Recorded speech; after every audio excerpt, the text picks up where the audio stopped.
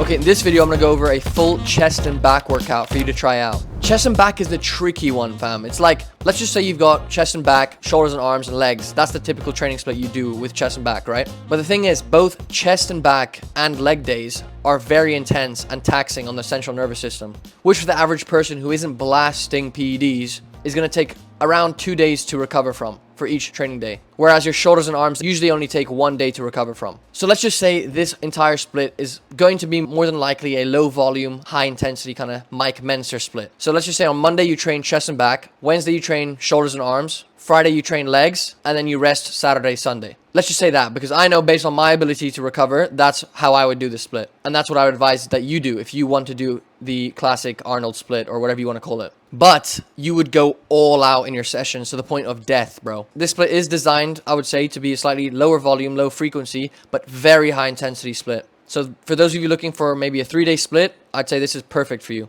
But for those of you looking to train more than 3 days, maybe 4, 5, even 6 days, although I wouldn't recommend it, then to be honest, based off my experience and my knowledge, I would not try getting a chest and back day and a leg day in a 5-6 day split, because for a natty, it doesn't really make sense, nor is it optimal, I would say, for muscle growth. Imagine training 6 days a week with 2 chest and back days and 2 leg days. No way, bro. That's definitely going to lead to overtraining for a natty. Personally, I would do a 3-day split. You experiment. You do what you want to do. Chest and back workouts are very fun, okay? The chest and back pumps are crazy. So I definitely like to throw this training day into my routine once in a while. Also, it makes a lot of sense, right? Because it's an antagonistic training day. You're doing a lot of pushing movements, then you're doing pulling movements. You're not doing pushing movements, followed by pushing movements, followed by pushing movements. You're accumulating fatigue in those muscles, and you're gonna be weaker. For example, on your chest day, if you do chest and triceps, after you train your chest, your triceps are already fatigued, and then you do your push downs, you're gonna be weak on your push downs. But if you're doing chest followed by back, your back is fresh. So you're gonna be maintaining a lot of your strength, which is obviously a positive thing if you are trying to go heavy till failure, etc. Like I said in my last video, it depends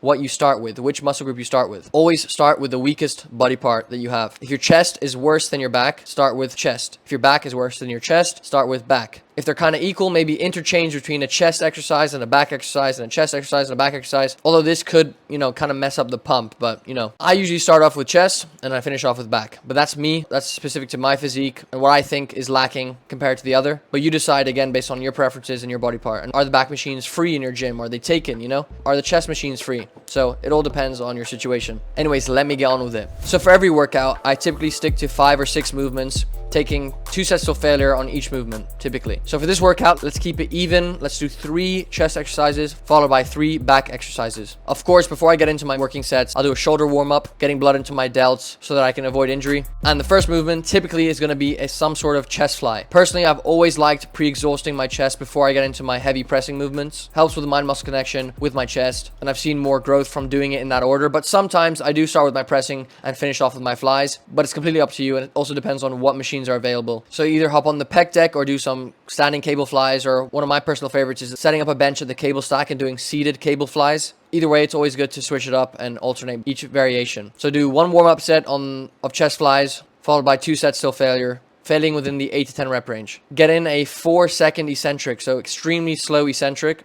ripping your pecs apart, a huge stretch at the bottom, and a big squeeze at the top. Next, I'll move on to some sort of incline press or chest press. So either an incline barbell, incline Smith machine, but if the dumbbell rack is free and there's a bench free, I'll always opt in for incline dumbbell press, just because it helps me maintain muscle balances and get in a full range of motion, which is extremely important for chest growth. Again, 1 warm-up set, followed by 2 sets till failure, failing within the 8 to 10 rep range. One of the best cues I've found recently for incline dumbbell press is this, and I need to share it with you guys. So one of the best ways to hit your chest is to stretch it super, super deep at the bottom. This has exploded my chest gains. So I used to touch the dumbbells on my chest at the bottom. Little did I know this was limiting my range of motion a lot. So now what I do is I use a lighter weight, of course, and I'll touch the outside of my shoulders.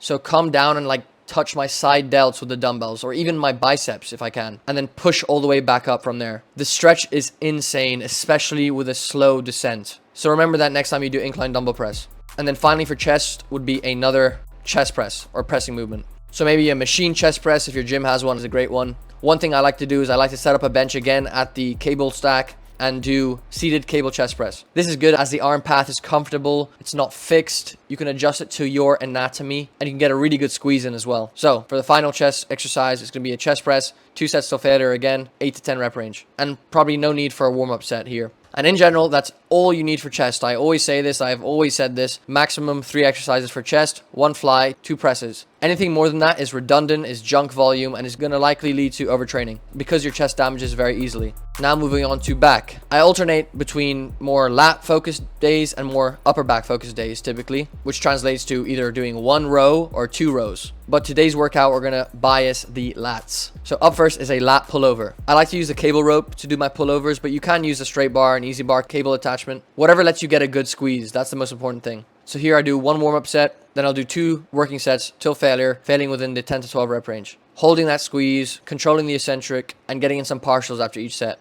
Also, if your gym has one of those pullover machines, you can do those as well. Those are great. It's up to you. Then next, moving on to a lat pull down. Again, you can use any grip you want, any attachment you have in your gym. What's important is that you choose the attachment which allows you to get the best squeeze, the best mind-muscle connection. That's the one you should use. Again, failing within the 10 to 12 rep range. Slow eccentric, always for back movements. And on that note, another alternative exercise to a lat pull down that I've started doing is the assisted pull-up machine. This has really helped me grow my lower lats and contract a part of my lats that I didn't even know I had. The squeeze is insane as well. Really good exercise to start doing. I used to clown this exercise. I used to think it was useless, but it's actually very good. So definitely mix it up, alternate week by week with lat pull downs and the assisted pull-up machine. And finally, for my last back movement will be a chest supported seated row to target the upper back. So you're pulling your elbows into your armpits, not your hips. Squeezing your shoulder blades together and holding that squeeze. Then really slow eccentric, feeling a huge squeeze in your upper back, and repeat.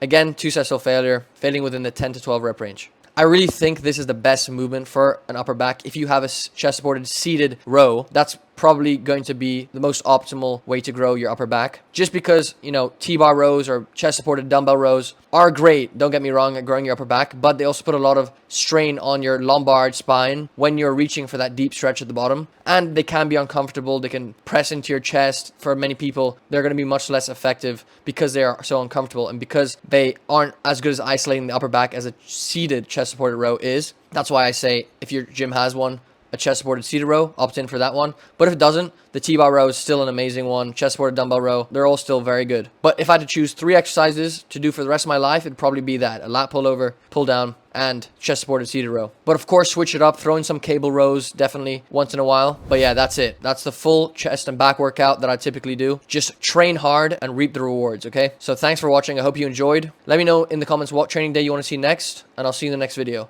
Peace!